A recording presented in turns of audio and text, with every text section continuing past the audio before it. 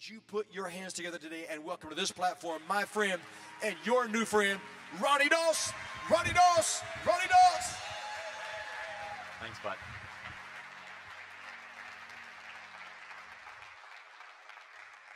Good morning.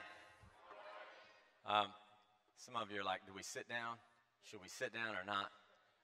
First service kept standing until I did this, and then finally they sat down. Are you guys excited to be here? I'm grateful to be here. Yesterday was phenomenal. The speaker was great. That guy crushed it.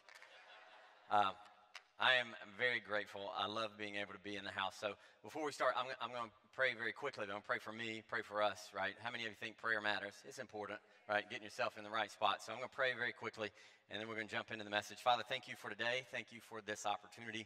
I just ask, God, that hearts would be open today, that they would hear what it is that you have to say for their life, having greater clarity on moving forward, God, how to navigate challenges and frustrations and setbacks as they come, God.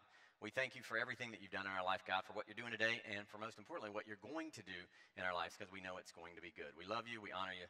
In Jesus' name, amen. How many of you have been blessed by Free Life Chapel? Come on, have you been blessed by this church? Yeah. Pastor Scott and I met years ago, and we've become friends. The guys, we sat up last night. He came and picked me up at the hotel, and we went over and we had smoothies. How many know smoothies are good for the soul? I had a fruit smoothie with everything in it and a little bit of protein. It felt nice, right? Called my wife last night. I was like, baby, I feel good. Can't wait to come home. She's like, all right. How many of you married? Come on, have you married? Y'all know you got to keep things together if you're going to stay married. Marriage it can be tough. It can be tough. I know your marriage is never tough. Some people are like, yeah, it's tough, and then they get punched by their spouse who's sitting next to them. This whole work of everything that we do, Pastor talked about yesterday. He said it's personal development. I always say personal development is personal. Leadership is about how well you lead you. One of the things that I've learned over many years working with lots of different teams, Pastor mentioned some of the people I get to work with, I've been able to go to places that I never dreamed of. It's amazing that if you will do what's right and stand committed to what it is that you've been called to do, amazing doors will open for you, and they will blow your mind. They will. I was ordained into ministry back in 2006, and the gentleman that ordained me, a lot of things that happened very quickly. He said, Ronnie, just know that God's going to open doors for you that are going to be so big that you are going to know that it has nothing to do with you. You just must be willing to be obedient and do what it takes. And not always easy, right? Not always easy, but it's worth it. That is what I've learned. And so we do these leadership trainings up here. You see worth the work. That's one of the catchphrases for the trainings that we do. We offer seminars and so forth. And when people come in, we talk to people about, hey, you're worth the work.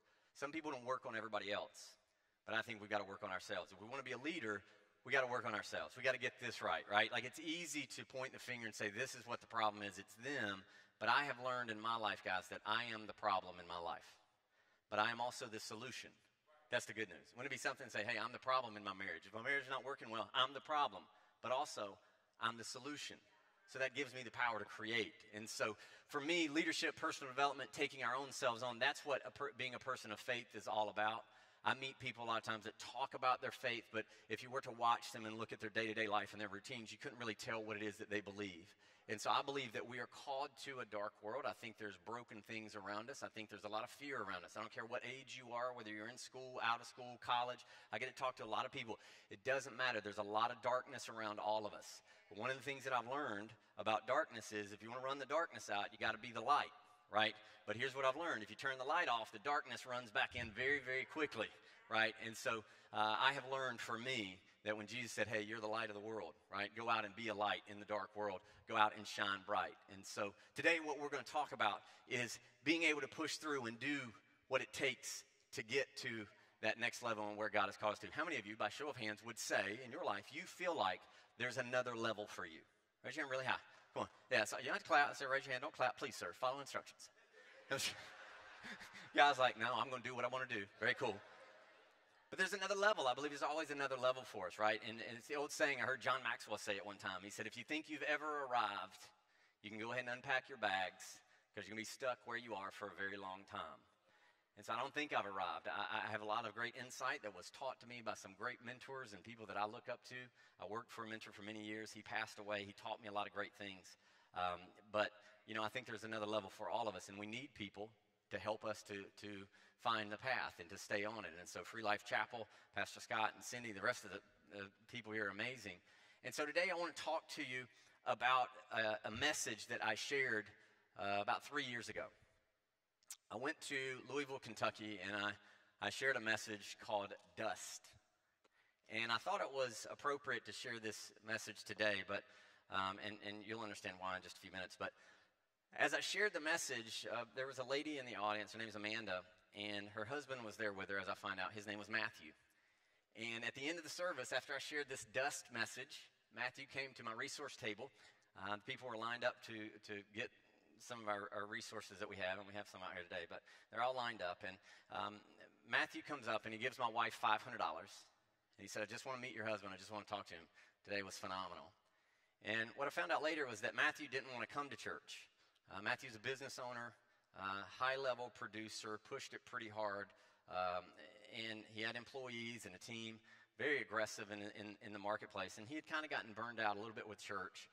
And so his wife invited him and said, hey, this guy's different. He's going to talk about the things that you like, personal development and growth, mindset, and all the stuff that you use. And so he comes and he sits through the service, and what I find out later is that it radically transforms how he does his life. And so when he came up to the table, we gave my wife $500, said, I want to meet Ronnie. We connect. He came to Nashville. We sat. We had like a 2 or 3 hour lunch. Matthew and I became best friends. He was the guy that, I don't have a lot of time. I coach right now corporately over 50 teams around the country that I spend live virtual sessions with online every 2 weeks. I'll spend about 20 minutes to 30 minutes with all these different teams. I don't have a lot of extra time, right? I don't. And so I don't let everybody in. One of the things that helps us to move forward is we set up boundaries in our life. You can't say yes to everything and everybody, right? When you say no to one thing, that means you can say yes to something else. And so I don't have a lot of time to waste. But Matthew came into my life, and we became such great friends to where now we're traveling to Louisville, and we're spending the weekends with Matthew, and we'd spend 3 days up there, and we wouldn't even get out of our pajamas. Matthew has a daughter, Hannah, who's 8. I have a daughter who's 10, a daughter who's 6. My wife, Jennifer, and his wife, Amanda, become very good friends. And so we start vacationing together. We do all these things together. And so I meet Matthew, I share this, and the message really impacted him. And so I was thinking back the other night about the message and why I think it's so important right now. And when everybody is freaked out about the germs and the stuff, right? And how many of you get that everybody's kind of freaked out about the stuff, right? I find it really interesting, and this is my little sound bite. I find it really interesting that everybody's talking about wipes and Clorox and all of that stuff, but nobody's talking about vitamin C and good health and taking care of ourselves. Like that, listen, the power that made the body heals the body, right? When we take care of ourselves, we can overpower the things that are out there that are trying to come in. And so it's important for us to take care of ourselves.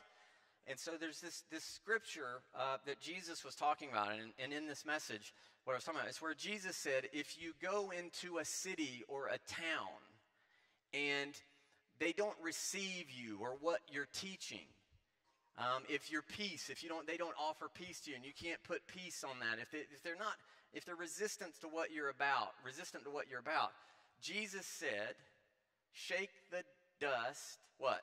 Off your sandals.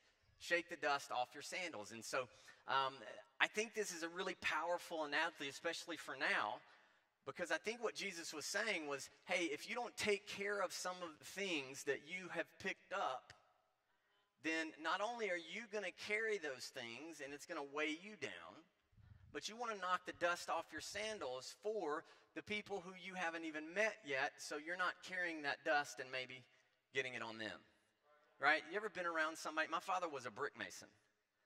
I grew up in Mount Airy, North Carolina. My father was a brick mason. He built houses. He came home dirty. His fingernails were dirty. His hands were dirty. He had red clay mud right on him all the time. He'd come in, he'd give me a big hug, and sometimes it's like, oh, I knew I'd get a little bit on me, but I didn't care. It's my dad, right? But how many of you know that if you don't make sure you're okay sometimes, you can carry stuff to other people? Would you agree? Yes or yes? Yes. And so Caleb, come up here. I want to show you guys really quick. This is what I think Jesus meant, and we're going to talk about the dust a little bit. Imagine that these were your sandals. Very nice sandals, by the way. Just kidding. Shoes don't make the man. You guys ever heard that? The shoes don't make the man? I disagree totally. I think they do. Shoes are fabulous. Just kidding. But imagine that these are my sandals here, right? And I haven't done the work to shake the dust off my sandals. And then I'm in conversation with this guy. I meet him, and who knows what the relationship could be. We could be great friends. You don't know. Like, it could be aligned to where, hey, I'm supposed to meet this guy. But because I haven't shaken the dust off my own sandals, I start talking to this guy. Now look. Hey, man, you good? He's like, I was good. I was good till you messed up my nice pants. But how many of you would agree that this is very possible in our day and age, that you take your frustration, your resentments, your bitterness, your judgments, your stuff, and easily a new person comes along who you haven't contaminated yet with your drama. And you wind up putting it on them. How many of you would believe this is very possible? Is it possible for us to do it? And the closer we are to people, our spouse, right, our family, our friends, people we're close to, how easy is it for us to continually be putting this stuff on them? Because people start to become like who they hang around. And if your negativity is, if they hang around you, they're probably going to become negative. And the next thing you know, both of you are living on negative island, judging everybody else who tries to be a little bit positive. This is what we do. And so when Jesus said, shake the dust off your sandals, not only was he saying, hey, make sure you're okay as best you can be for you, but also for the people that you haven't even met yet. So when you're young and you take care of yourself now, you keep yourself right, keep your head right, keep your heart pure, taking care of you, you're preparing yourself for relationships in the future. You act buck wild and crazy right now, guess what? In the future, you're going to have to pay for it. You can wind up getting your stuff on other people if you don't shake the dust off your sandals. Just, well, you know, whatever, it's cool. I hugged him earlier. It's like, oops, habit. Let me give you 4 things on dust. This is what I believe Jesus was saying to us. 4 things. Say 4. I'm going to use an acronym. It's pretty easy sometimes to remember if you use the acronyms. I like acronyms. How many of you like acronyms, right? Breaks it down a little bit easy. Because how many of you have ever been to a great message before and you're like, that was incredible? And then you tell somebody about it later and they're like, well, what was it about? And you're like, you know, I ain't sure. I ain't sure. So let me give you 4 things. It'll be really easy for us to remember here as far as what I believe some of the dust is that we can let go of. Fair enough? 4 things. Say 4. If you're ready, say I'm ready. If you want it, say I want it. 4 things, the dust, D-U-S-T. Here's what I believe the D stands for when it comes to what Jesus was saying, hey, leave it behind. The D in dust stands for disappointment. Disappointment. You say, well, okay, what is this? This is probably going to be, what? It's disappointment. Okay, I got it. It's probably going to sound just like every other message. Just let's leave disappointment behind. Let me tell you a little bit about how this works. How many of you have ever dealt with a disappointment? Raise your hand really high. Come on. Some of you won't raise your hand because you're disappointed that I asked you to participate this morning. You're disappointed. Disappointed. Disappointments are real. You go through certain circumstances in your life, it can be disappointing. It's a great little phrase. I think if you think about it, it maybe help you a little bit. You don't get disappointed by what you find. You only get disappointed by what you expect to find. You don't get disappointed by what you find. You get disappointed by what you expect to find. So here would be a great question for you. Who told you it was going to be any different? Who told you your parents were going to raise you differently? Who told you your teachers were going to be different? Who told you your girlfriend was going to be different? Your boyfriend was going to be different? Your friends, your pastor? Who told you it was going to be different? Why are you so disappointed in everybody that doesn't meet your standards? We get disappointed because there's these certain circumstances or events that we go through. How many of you have been through some things before? Raise your hand really high. Some of you are like, yep. Lots of things. I want to give you a little tool that I used that I was taught from my mentor. I worked for a mentor. His name was Mr. Clemmer. I worked for him for almost 5 years. Greatest blessing of my life. Hardest thing I'd ever done in my life. He was a West Point military graduate. Phenomenal guy. Had a really squeaky voice. I've never forgotten how he sounded. I worked for him for 5 years. He had a heart attack. He passed away. But he taught me all these neat little tools that I could assimilate into my life. And this is one of them. And it has to do with the things that we deal with in our life, the disappointments. Here's what he told me. He said, Ronnie, he said, the facts that you deal with, the circumstances, the things that you say are disappointing, he said, those facts, you can imagine, are over here. He said, so here's the fact. I went through a divorce. I lost some money, right? I messed up a relationship. I got fired from a job. Those things are all facts. I failed a test in school. Fact. Someone broke up with me, walked out of my life. Those things are facts. Those things happen. Fact. What he taught me was that it's not so important what the fact is. What he shared with me was that it's the meaning that you create that you then attach to the fact that makes all the difference. You with me on this? So here's what your brain does. I've studied the brain a lot. I've worked with a lot of really smart people in my day, right? Not as smart as me, but they're pretty smart, right? But I've worked with them. Here's what our brains do. And just so you know, when you don't like somebody, it's not that you don't like them, you just don't like their brain. Just understand. So you deal with a fact, a circumstance. Your brain says, make it mean something. And automatically you create a meaning. You put it on the fact. It merges them together. And now this is the reality of the experiences that you're creating in your life. And so once you've created this reality, you carry it around in your back pocket. And you introduce yourself from this place of, this is how the world is and this is who I am. This is your reality. Here's the deal. You're creating your reality every single moment of the day. In any moment, you can make a choice. Choice is always organic. It is always pure. It is uncorrupted. Decisions are not. Decisions have to do with your past. You cut away with it. The decision comes from the word dekaidir, which means to cut, cutting away from your past. That's cool, but in the moment, you can make an absolute choice to create something different if you would like to.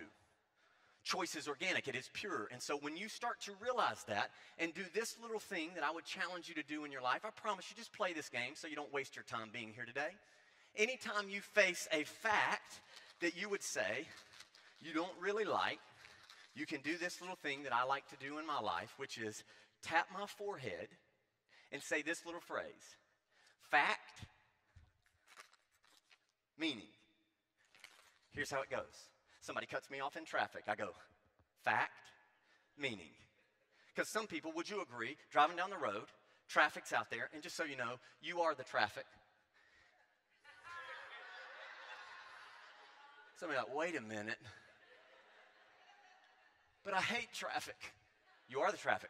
You're the number. To someone else, you're the traffic. Do you understand? And this is how you're looking, riding down the road, somebody's sitting over beside you in the traffic, losing their mind. Have you ever seen this before, shaking their steering wheel?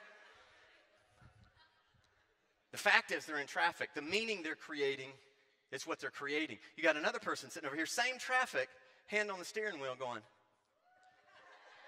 singing, hand out the window. Am I right? Come on, chilling, listening to Luther Vandross. I don't know who you listen to. Vanilla Ice. Kenny G. No, is it this way? Kenny G? I don't know. Whatever. The saxophone, whatever. You know what I'm talking about? The question is, the traffic is the traffic. The meaning the person's putting on it is their own. When you start owning your meanings, you start to own your life. Somebody yelled at me. They were rude at me. My parents were upset for a moment. Fact, meaning. I create my own reality every moment. It's called renewing your mind from what you've been making up. I have found that if a person is not happy, it is because on some levels they don't want to be happy. They're getting a payoff for walking around like, I ain't happy. Everybody frustrates me. I always say, fact, meaning. You're not taking my peace. I have to keep it for me because there's little people that rely on me. I have a team. I got people that I work with, right? I have a business. This is me. It's what I do. Fact, meaning. Say fact, meaning. Next time you start to get frustrated, say, hey, wait a minute. That's a fact, but I get to decide the meaning. Fact, meaning. So we're dropping the disappointment. Here's what we're picking up. It's the discipline of saying fact, meaning. How many of you think we could all use a little more discipline? Yes. Let me tell you something. Some of you are like, well, I'd be a little more disciplined, but I got kids. I got all these things going on. Here's what I tell you. Wake up before the distractions do. I get up early when I'm home. I work out at 5 a.m. I do. Why? Because nobody's going to do it for me. Do you understand what I'm saying? I got kids, and when they wake up, it's crazy around the house. So guess what I got to do? Make adjustments and say, what am I going to do? What am I committed to? Right? The discipline. Say discipline. How many think you could use a little more discipline? We're dropping the disappointment. We're developing more discipline. This is what it means to be a leader. Here's the second thing, the U in dust. You guys ready for this? The U. The U in dust is an unwillingness to adapt.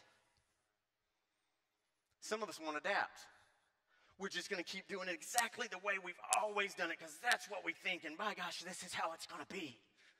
And we're frustrated, and we're tired, and we're upset. Let me tell you, leaders know how to adapt. You can keep the same goal, keep the end in mind, but you can adapt your approach to it. I'm telling you, you don't always have to do it the way that you've always done it, because if you do, you'll keep getting the same thing over and over again. And typically all you get is frustration, resentment, and bitterness when you keep doing it how you've always done it. Tell people all the time, we talked about this yesterday in our session. The words reactive and the words creative are the same words. The letters are just rearranged. Most people spend their life reacting to the circumstances versus being willing to adapt and say, what will I create in the midst of all of this? The market will change. You must adapt. Your marriage is going to change. You must adapt. Your spouse will change. You must adapt. Your kids will change. Your parents will change. Seasons will change. If you want to be a leader, adapt. Stop complaining. Adapt.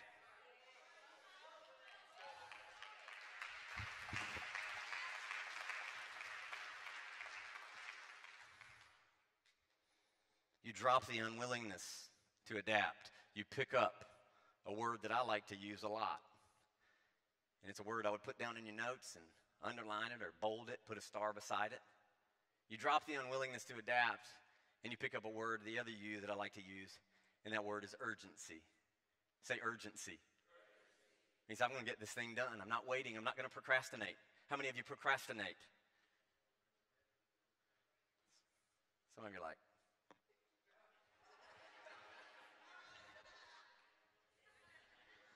I said it yesterday, procrastination is the thief that will never get caught. It'll steal everything from you because you won't take an urgent step forward and say, if it's going to be, I'm going to do it today. You map out your day. I said it yesterday and I'll say it again. How you attack your mornings or how you attack your life. You operate with urgency, you will start to create a better life. If you won't operate with urgency and you wait and you wait and you wait, wait is a 4-letter word. It is. And many people are waiting on the right circumstances. Let me tell you something. Tomorrow will offer you no greater opportunity to produce the things that you want than today will offer you. Today is the day. It's the eternal moment of right now. You can do it right now. You can go home from today, sit down, have a conversation, say, hey, look, I'm going to operate with some urgency. There's a conversation I think we need to have here. Operate with urgency. Stop waiting. You know there's a phone call you need to make? You make the phone call. There's something you got to do. You say, hey, I want to start a new diet. I want to start investing. I want to start handling my money better. Today's the day I operate with urgency. I'm not waiting anymore. This is my life. I do an exercise. Maybe when I come back one time, Pastor Scott will talk about it. We do a thing called first day, last day. And it's where you operate as if it's your last day on the planet. You don't know what tomorrow's going to be, so you have the conversations you need to have. You operate with urgency. But then you also act as if it were your first day, like you got dropped on this planet, and you're walking around, and if it's your first day, you're excited about everything. But if it's your first day, one thing you don't have is judgment. You're not carrying residue of what went on yesterday. You've dropped it. And so first day, last day is another thing. I tap my forehead, first day, last day. I show up strong with urgency, but also anticipation. Pretty good. Here's the S. Say S. The thing that I think Jesus said, hey, shake this off, Shannon. The S in dust for me means scarcity. Scarcity is a lens. It's a belief that there's not enough of anything. Not enough money, not enough people, not enough resources. You know, when the real estate market changed back in 2007, 2008, 2009, everybody's talking about, oh my gosh, the market is going down. It's so awful. Do you know there were people that made lots of money during the market dropping? Do you understand what I'm saying? The difference is some people think with scarcity, some people are going, hey, what can we find? What are the resources? Scarcity. We want to drop the scarcity. Here's what we want to pick up. We want to pick up specific pictures. This is so good. I wish when I was young I'd have been sitting in front of somebody like this. When you learn to put specific pictures in front of you, it starts to activate your brain. How do we know this? 60% of your brain is the frontal lobe. It's where if you close your eyes, you can imagine anything. You can imagine something awesome happening. You can imagine you winning. You can imagine you operating a business and it going well, being financially independent. You have a specific picture, very vivid. As you hold this picture, your brain kicks off certain chemicals. As you hold a specific picture in your mind, your brain kicks off chemicals. Guess what happens? You start to feel. Just so you guys know, emotions are chemicals, and your brain produces chemicals based on the picture you hold in front of you. This is how somebody's like, well, I'm down. I don't feel good today. There's a knock at the door. They see a picture of someone else that they associate happiness with, and now they're happy because of a different picture. You can do it with your eyes closed. You guys don't believe me still. You're like, oh, this sounds good. Okay, here's what I want all of you to do. I want all of you to look at me right now. As you're looking at me right now, do you see your nose? No, you don't. You don't. You don't see your nose. Here's what's interesting. It's the closest thing to your eyes, and you don't see it. Why? Because your brain goes, hey, that information right there, not that valuable, so you don't need it. Blur it out. You with me so far? So you don't see your nose. It's that close to you. Your brain says, hey, this information is not important. It's not that valuable, so blur it out. I don't see it. It's called a scotoma, or a blind spot. You with me? Almost 11 years ago, my wife gave birth to our daughter Addison at home. My wife did 2 all-natural home births. I know. Crazy. I was there, saw the whole thing. I was like, girl, you the man. I saw it. I saw it. My daughter Addison's born. Imagine this. My wife Jennifer takes Addison, brings her down the hall, puts her in the crib. My wife Jen comes back, lays down in the bed beside me. My wife goes to sleep. Now, we lived in Atlanta at the time, so you can imagine Atlanta, lots of airplanes going in and out, right? We live in Atlanta. My wife Jennifer falls asleep. Plane flies over. Does that automatically wake up my wife? Nah. Starts to rain outside. Does that wake up my wife? No. Car drives by the front of the house. Does that wake up my wife? No. Addison cries. Does that wake up my wife? Instantly, my wife is on high alert. Why? Because that picture, that sound, what it meant to her was valuable. Many people say, well, I'm just not smart. It has nothing to do with intelligence. It has everything to do with value. What you decide is valuable to you, your brain will allow in. And guess what? You start to see more of the things that you didn't know were there. Specific pictures. Now, here's the question. Why didn't it wake up Papa Grande?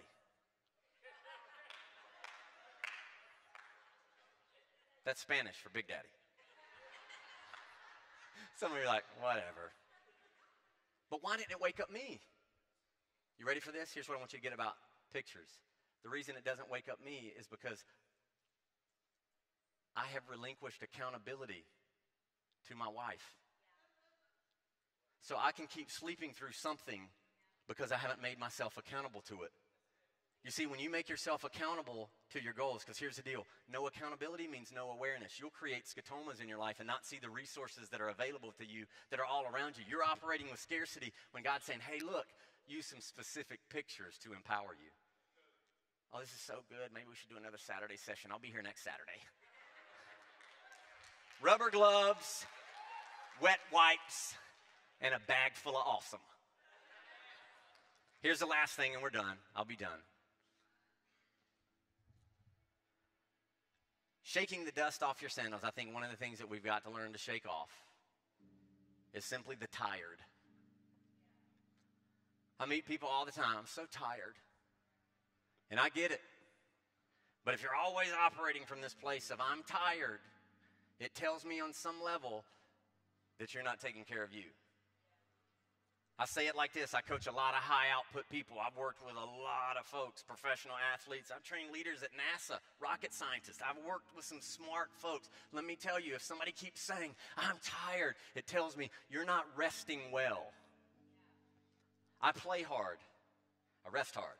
I work with intensity. I rest with intensity. I'm not going to wear exhaustion around like it's a fancy jewel to show everybody, look how tired I am. No. I learned to rest well. Do you understand? Rest is not the opposite of work. Rest is an investment into better work. You want to do better work? Learn to rest better. I'm done with the tired. I think Jesus was saying, hey, shake the tired off of you and pick up some trust. Leave the tired, pick up the trust. That if I will rest, give myself some time, give myself some space, hold big pictures in my mind of what it could be, keep adding good things to my life, I trust that things are going to go well for me. The media, the world, what you're seeing right now is trying to take your trust in this world and what can happen. But listen, you don't put your trust on this world. It's where you put your trust that will matter. When you trust that you have within you everything that you need to create a great life. Not to sit around complaining, not to sit around saying, I can't do it, I'm not enough, when you decide I am. And you hold yourself accountable to that standard. The resources that you were blind to, the people, the relationships, the opportunities that you had created Skatomas to will start to manifest, and you'll see them and you'll say, hey, that fits in my life, that fits in my life. This could be a great relationship. Oh, there it is. I didn't see it before. I was blind to it because I pretended like it didn't matter to me, but it does matter, and I put my trust in it. And when I do that, I know that good things are going to happen. My challenge for you today would be, knock the dust off your sandals. Whatever the story is, whatever the meanings are that you created, whatever the reality that you've been living in, saying people don't value me, they don't love me, they don't care about me. You say, hey, today, you know what? We're knocking the dust off these sandals, baby. We're going to keep moving forward and producing really good things. Did you guys get anything out of today?